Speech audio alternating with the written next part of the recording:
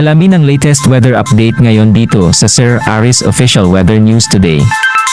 Makikita po natin na yung easterlies o yung hangin nagmumula sa karagatang Pasipiko ang siyang nakakaapekto ngayon sa ating bansa. Tuloy na humina itong amihan, bagamat inaasahan pa rin natin na next week posible magkaroon pa ng mga huling bugso ng northeast monsoon o amihan. Kumpara nga nito man nakaraang araw, mas namawasan yung mga kaulapan dito sa ating bansa. Kaya generally fair weather sa malaking bahagi ng ating kapuluan, maliban na lamang sa mga usual natin na mga isolated o pulupulong mga pagulan, pagkidlat, pagkulog, mga isolated rain showers and thunderstorms. Samantala, malaki naman yung chance ng mga pagulan sa bahagi ng Aurora at Quezon. Dulot ng easterlies, posible po yung mga katamtaman na sa kuminsan ay malalakas sa mga pagulan. Kaya iba yung pag-iingat sa mga potensyal na mga flash floods at landslides. Samantala, wala tayong minomonitor na anumang bagyo sa loob at labas ng Philippine Area of Responsibility. Muli po, ang yung buwan ng Marso ay isa sa mga buwan sa taon na kakaunti lang yung mga nabubuong bagyo o pumapasok na sa loob ng Philippine Area of Responsibility.